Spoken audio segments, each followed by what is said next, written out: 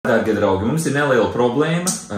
Man vajadzīgs jūsu padoms, ja varbūt ir kāds spečuks, kurš ir elektriķis vai vispār kaut ko saprot no gāzes elektriskām plītīm. Varbūt var man paskaidrot, kas notiek. Mums kaut kādas dienas atpakaļ gāzes plīts, šie klikšķi, kas palīdz aizdedzināt gāzi, ja? Lūk, šeit. Viņi pēkšņi randumā sāka klikšķināt. Ne no šā, ne no tā. Un sāk skatīties te, ja, viņas visas klikšķina, ja noņemt, pieņemsim, man bailu dabūšu pa nagiem. Nu, jūs saprotat, ja? Tur tas, vai tās parādīšu.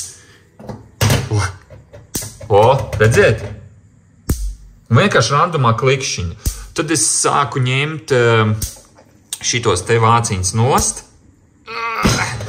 Un tīrīt te visur apkārt, jo es biju domājis, varbūt kā iesprūda iekšā, un vajag vienkārši pavilkt ārā. Es mēģināju tā plaķinēm vilkt ārā, nestrādā, mēs tik kārtīgi visu iztīrījām, nestrādā. Lūk, es jums parādīšu, ja nospiež, ja? Un tu var aizdedzināt. Un atlaid, turpina klikšķināt, un klikšķina, visi. Jā, redziet, šis arī klikšķina.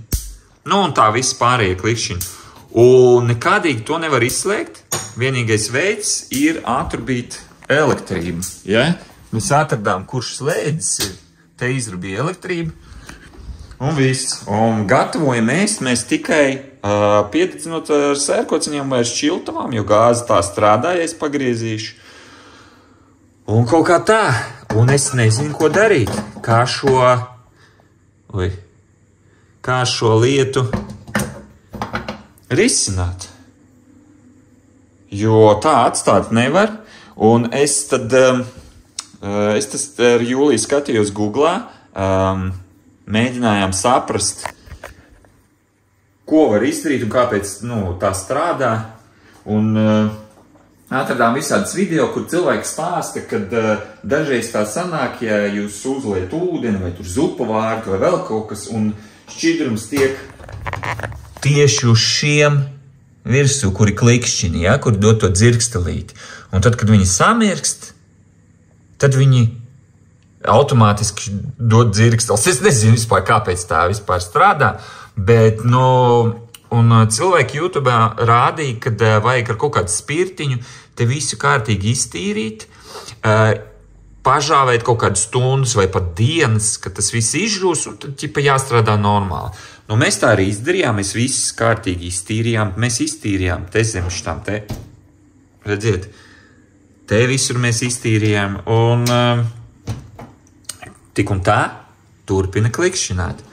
Tā kā lūdzu, dārgie draugi, varbūt jūs varētu ieteikt kaut ko mēs varam izdarīt, vai varbūt te ir kaut kāds, nezinu, kaut kas ar vadiem sagājis, bet problēma ir milzīga. Es nezinu, ko darīt. Un sanāk tad, kad mums vajag iedarbināt veļas mašīnu, ja, vai mazgāt trauks, trauku mazgājumā mašīnā, mums ir jāieslēdz atpakaļ elektrību un jāklausās tos klikšķus. Jo savādāk, kad tas slēdzis ir izslēgts, lai neklikšķiņu, tad nestrādā veļas mašīna, tad nestrādā, te kaut kāda virtuves daļa ir atslēgta. Un sanāk tā klikšķināšana baigi traucē. Tāpēc, jā, interesanti, es jau būtu pats salabojis, bet atkal man drausmīgi nepatīk viss darīšanas ar elektrību, jo man ir bail, es neko nesaprotu, vēl dabūs pa nagiem labākajā gadījumā. Un baigi negribās. Un starp citu, tie, kur skatās video, atcerāsies, kaut kad biju stāstījis, ka tur mums it kā kaķi uzčurāja uz rozetes, ja, un visur elektrība atrabījās, bet beigās izrādījās, ka te zem šī galdiņa tur tā rozete bija samirkusi un tie vādi kaut kā nopuvuši, un tāpēc nebija elektrības. Un beidzot viss ir salabots, redziet, tur viss jauns, nomainīts, bet problēma arī palika, jo, kā es stāstīju, siena no ārpuses nav labi apstrādāta, un kad līst lietus, te viss riktīgi samirkst, redziet, te pat pleķi palikuši, jā, tas ir mitrums, un tas mitrums tiek rozetēs iekšā, un tad, protams, tas sanāk visādas problēmas ar elektrību, kas man baigi nepatīk. Tāpēc Lūdzu, ierakstiet komentārā, ja kāds var palīdzēt vai vispār ieteikt, ko es varētu izdarīt un kā labot šo problēmu. Varbūt tur kaut kas vienkārši, ko es neesmu pamanījis. Gribēju īsumā jums pastāstīt nedaudz par auto kādā stadijā, kas notiek ar to signalizāciju. Redziet, poga nestrādā, ja? Un es biju rādījis, ka es biju pārbaudījis tos Fusebox. Es nezinu, kā latviešu valodā saucās. Un pēc tam es jums rādīju, ka bagažniekā tie vadi. Pretsardznieki. Nezinu, tie vadi, karoči, kas iet, viņu bija saplīsuši, un es biju saucis meistars, un viņš bija atbraucis savienojis tos vadus, bet tik un tā nestrādā. Viņš nevarēja saprast, kas par lietu. Un daži labi cilvēki no maniem subscriberiem bija atsūtījuši man to, ka šeit zem šī spārna ir kaut kāds bloks, aizmirst, kā viņš saucās, ja, un dažreiz viņš arī sabojājās. Bet es izdomāju neriskēt un pats to neskrūvēt vaļā, tāpēc es biju aizbraucis pie speciāla auto elektriķa. Viņš man riktīgi labi visu izstāstīja, kad... Un man patīk, ka ir tādi profesionāli, godīgi. Viņš man pastāstīja, kad tas cilvēks, kurš ir man salabojuši tos vadus, redziet, kā viņi ir savienot ar tādiem klipšiem, ja? Viņš savieno vienu, otru un tad savieno te. Un viņš teica, ka tas nav uz ilgu laiku, jo vadi turpina tik un tā te locīties un plīst. Tāpēc viņš teica, ka jums vispār vajadzētu vadus pa jaunam novilkt te. Un tad būs kvalitīvāk un uz vairākiem gadiem, kas ir principā pareizi. Un es domāju, blin, cik tas maksās? Viņš teica apmēram 200 mārciņas, tas ir, nezinu, 250 eiro, ja? Un es teicu, jā, mainam. Un kur viņš sāka te jumtu ņemt nost, ja? Un viņš teica, pirmais mēs pasūtījām bateriju. Viņš pats kaut kā atvērš to te atslēgu, jo te redziet nav vāciņu. Nomainīs bateriju, jo viņam ir aizdoms, ka arī signāls šitām baterijām ir vājš. Ja? Pārāk vājš, jā, jo viņas nav mainītas kopš auto tika izlaists 2009. Gadā. Un tāpēc viņš man nomainīs vadus pilnībā no jumta, es nezinu, kurienes viņi tur sākās līdz šejienei, tad viņš nomainīs šo gumiju, kas aizsargā, jā. Un viņš teica, ka nu, tad jums nokalpos daudz ilgāk visi šitie vadi. Un vēl man bija problēma ar priekšējām gaismām. Tālāk gaismas zeltainā krāsā, jā, jo īstenībā zils nevarēja nomainīt pašas lampiņas, jā. Un tūlītās es izslēgšu.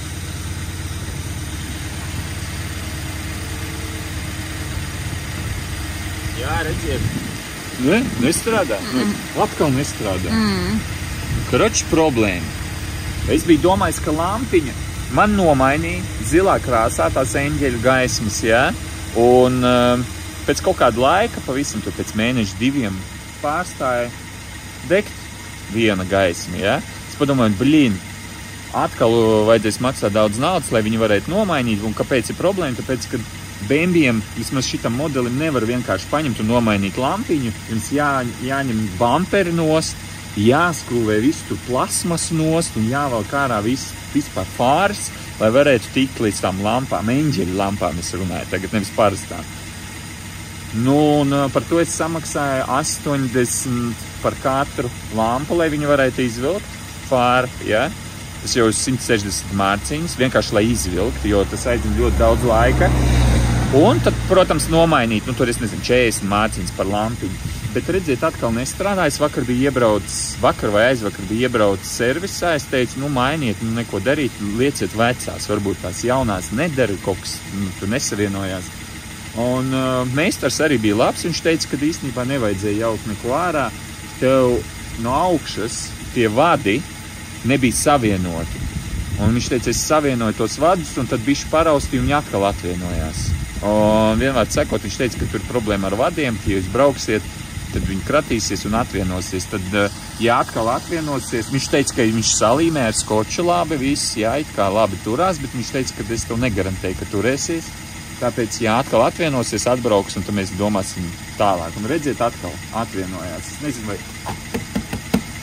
Varbūt, ja es pabraukšu, atkal strādās. Bet viņš teica, ja tu gribi sev nomainīt gaismas citā krāsā, tev vienkārši vajag vesels fārs, ksenonu tur pirkt vai kaut kā tā.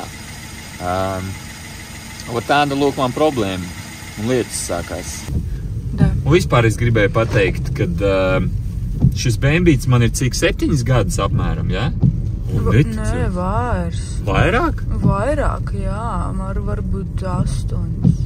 Nu labi, apmēram 8 gadus. Nu diezgan labs laiciņš pagāja, un es jums teikšu, ka es esmu ļoti apmierināts, nav nekādas sūdzības, tiešām perfekti kalpo. Nu un plus es, zinu kā, sakurāt lietoju mašīnu. Laboju, ja kaut ko vajag labot, bet kopumā es pateikšu, kad es esmu tikai mainījis riepas, kaut kāds sīkums, tur filtrus, servis taisījis, jā. Nu, tāds lampiņas mainījis, bet tā nekas tāds nopietns nekad nav noticis šajā bēmbītī. Es esmu 3. īpašnieks. Mileage mums ir 104,000, cik tas varētu būt kilometri. Apmēram 130,000 kilometri nobraukums, priekš 2009. gada, man liekas, nav slikti. Viss salons ir ļoti labā stāvoklī, bet jau 8 gadi ir lietots šis autiņš, un es jūtu, kad ir laiks no viņa kaut kādā veidā tikt vaļā, vai jāpērk kaut ko jaunu, jo sāk pamazām viss virt. To man visur ar elektrību problēmas sāka radīties, visādas lampiņas nedeg, tad signalizācijas tā poga nestrādā. Kurš daudz visādas sīkums sāk parādīties un liek tēriņu.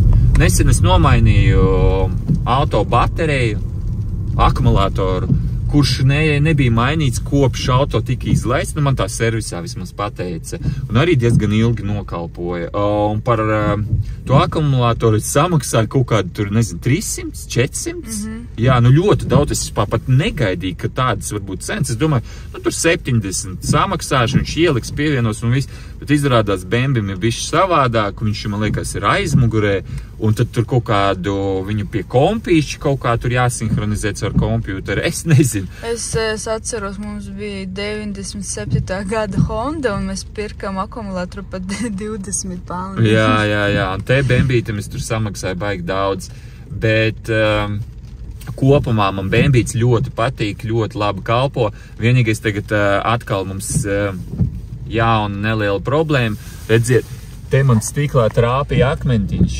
Un es laicīgi neaizbraucu aizlīmēt viņu. Nu, tu nepamanīji? Nē, nu es, nepamanīju, bet es atceros to momentu, kad tiši trāpīja akmens, es ieskatījos, nu it kā nav nekas. Īstenībā bija jau mazs čips, un es neaizbraucu aizlīmēt, vai kā tas saucās, jā, un man aizgāja plaisa. Jā. Man aizgāja plaisa, mēs ar mūsu apdrošināšanu pasūtījām jaunu priekšējo šito stiklu pa 150 mārciņām. Man liekas, tas ir ļoti lēti, un 150 mārciņas tas ir stikls ar sensoriem. Jā? Var arī bez sensoriem, bet man ir tad, kad nospied pogu, viņš, ja lietas līst, viņš sensors strādā un tīra. Tāpēc tā kopumā, man jātiek galā ar priekšējām fārām. Kas ar to vādu notiek, es nezinu. Tu strādā, to nestrādā, tad jāsalabo šito te pogu pulti. Un principā ir viss riepas ir nomainīts, brauc ideāli, tehnisko apskatu iziet vispār bez problēmām. Tā kā kaut kā tāds updates manam bēmbim. Jā.